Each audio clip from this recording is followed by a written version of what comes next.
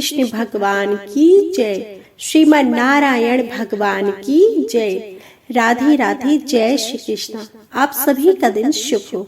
आज आप सुनेंगे कार्तिक मास महात्म्य में अध्याय और साथ ही सुनेंगे कान्हा जी की एक प्रेरक कहानी जो कि बहुत ही रोचक कहानी है। साथ ही यदि आप हमारे इन अध्यायों को सुनते हैं और कहानियों को सुनते हैं, यदि आपको हमारे अध्याय पसंद आ रहे हैं तो हमें कमेंट बॉक्स में जय श्री हरि जरूर लिखिएगा। आज के अध्याय में आप सुनेंगे प्रबोधिनी एकादशी और उसकी जागरण का महत्व का वर्णन। महादेव जी कहते हैं, सुरश्रेष्ठ कार्तिकेय, अब प्रबोधिनी एकादशी का महात्म्य सुनो। यह पाप का नाशक, पुण्य की वृद्धि करने वाला तथा तत्व चिंतन परायण पुरुषों को मोक्ष देने वाला है। समुद्र से लेकर सरोवर तक जितने तीर्थ हैं वे भी तभी तक गरजते हैं जब तक कि कार्तिक में श्री हरि की प्रबोधिनी तिथि नहीं आती। प्रबोधिनी तिथि को एक ही उपवास से सहस्त्र अश्वमेध और 100 राजस्व यज्ञों का फल मिल जाता है। इस चराचर त्रिलोकी में जो वस्तु अत्यंत दुर्लभ मानी गई है उसे भी मांगने पर हरि बोधिनी एकादशी प्रदान करती है।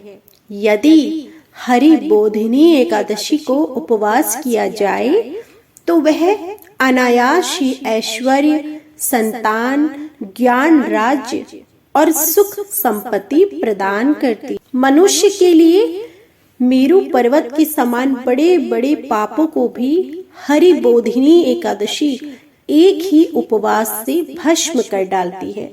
जो प्रबोधिनी एकादशी को स्वभाव से ही विधि पूर्वक उपवास करता है वह शास्त्रोक्त फल का भी भागी होता है। प्रबोधिनी एकादशी को रात्रि में जागरण करने से पहले के हजारों जन्मों की हुई पाप राशि रुई के ढेर की भांति भस्म हो जाती है। रात्रि में जागरण करते समय भगवत संबंधी गीत, वाद्य, नृत्य और पुराणों के पाठ की भी व्यवस्था करनी चाहिए। धूप, दीप, नैवेद्य, पुष्प, गंध, चंदन, फल और अर्घ्य आदि से भगवान की पूजा करनी चाहिए। मन में श्रद्धा रखकर दान देना और इंद्रियों को संयम में रखना चाहिए। सत्य भाषण, निद्रा का अभाव, प्रसन्नता, शुभ कर्म में प्रवृत्ति, मन में आश्चर्य और उत्साह, आलस्य आदि का त्याग, भगवान की परिक्रमा तथा नमस्कार, इन बातों का यत्न पूर्वक पालन करना चाहिए। महाभाग प्रत्येक पहर में उत्साह और उमंग के साथ भक्ति पूर्वक भगवान की आरती उतारनी चाहिए। जो पुरुष भगवान के समीप एकाग्रचित होकर उपयुक्त गुणों से युक्त जागरण करता है वह पुनः इस पृथ्वी पर जन्म नहीं लेता। जो धन की कृणता छोड़कर इस प्रकार भक्ति भाव से एकादशी को जागरण करता है वह परमात्मा में लीन हो जाता है। जो कार्तिक में पुरुष सूक्त के द्वारा प्रतिदिन श्री हरि का पूजन करता है उसके द्वारा करोड़ों वर्षों तक भगवान की पूजा संपन्न हो जाती है। जो मनुष्य 5 रात्र में बताई हुई यथार्थ विधि के अनुसार कार्तिक में भगवान का पूजन करता है वह मोक्ष का भागी होता है। जो कार्तिक में ओम नमो नारायणाय इस मंत्र के द्वारा श्री हरि की अर्चना करता है वह नरक के दुखों से छुटकारा पाकर अनामय पद को प्राप्त होता है। जो कार्तिक में श्री विष्णु सहस्त्र नाम तथा गजेंद्र मोक्ष का पाठ करता है उसका पुनर्जन्म नहीं होता। उसके कुल में जो सैकड़ों हजारों पुरुष उत्पन्न हो चुके हैं वे सभी श्री विष्णु धाम को प्राप्त होते हैं। अतः एकादशी को जागरण अवश्य करना चाहिए। जो कार्तिक में रात्रि के पिछले पहर में भगवान के सामने स्तोत्र गान करता है वह अपने पितरों के साथ श्वेत द्वीप में निवास करता है। जो मनुष्य कार्तिक शुक्ल पक्ष में एकादशी का व्रत पूर्ण करके प्रातः काल सुंदर कलश दान करता है वह श्री हरि के परम धाम को प्राप्त होता है। तो यह था आज का संपूर्ण अध्याय। इससे आगे का अध्याय आप हमारी अगली वीडियो में जरूर सुनिएगा।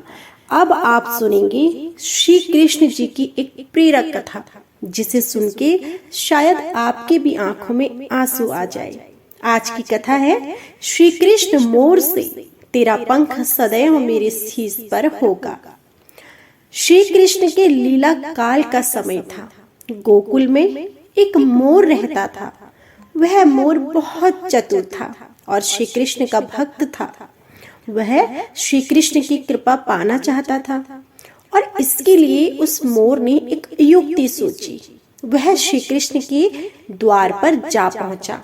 जब भी श्री कृष्ण द्वार से अंदर बाहर आते जाते तो उनके द्वार पर बैठा वह मोर एक भजन गाता। मेरा कोई ना सहारा बिना तेरे, गोपाल सांवरिया मेरे, माँ बाप सांवरिया मेरे। इस प्रकार प्रतिदिन वह यही गुनगुनाता। एक दिन हो गया, 2 दिन हो गए और इसी तरह 1 साल व्यतीत हो गया, परंतु श्री कृष्ण जी ने उसकी एक ना सुनी। एक दिन दुखी होकर मोर बहुत रोने लगा। तभी वहां एक मैना उड़ती जा रही थी। उसने मोर को रोता हुए देखा तो बहुत अचंभित हुई। वह अचंभित इसलिए नहीं थी कि मोर रो रहा था, वह तो इसलिए अचंभित थी कि श्री कृष्ण के द्वार पर कोई रो रहा था। मैना मोर के पास गई और उससे उसके रोने का कारण पूछा। वह मोर से बोली, हे मोर, तू क्यों रोता है? तब मोर ने बताया कि पिछले 1 वर्ष से मैं इस छली को रिझा रहा हूँ, परंतु इसने आज तक मुझे पानी भी नहीं पिलाया।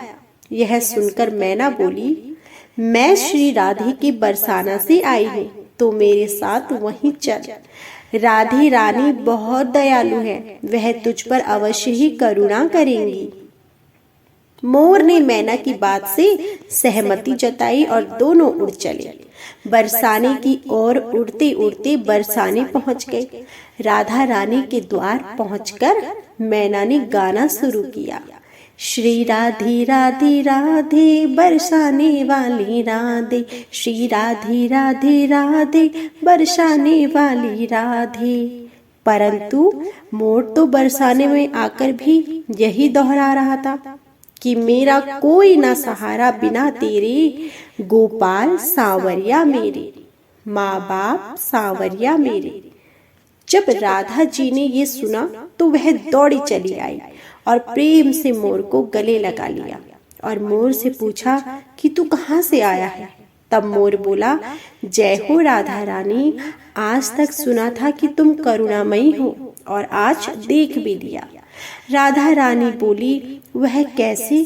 तब मोर बोला, मैं पिछले 1 वर्ष से कृष्ण के द्वार पर कृष्ण नाम की धुन गाता रहा हूँ, किंतु कृष्ण जी ने मेरी सुनना तो दूर कभी मुझको थोड़ा सा पानी भी नहीं पिलाया। राधा रानी बोली, अरे नहीं मेरे कृष्ण ऐसे नहीं हैं, तुम एक बार फिर से वहीं जाओ, किंतु इस बार कृष्ण कृष्ण नहीं, राधे राधे रटना।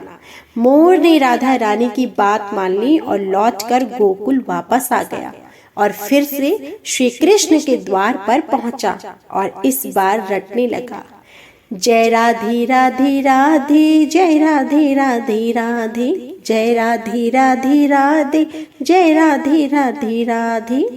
जब श्री कृष्ण ने ये सुना तो भागते हुए आए और उन्होंने भी मोर को प्रेम से गले लगा लिया और बोले, हे मोर, तू कहाँ से आया है?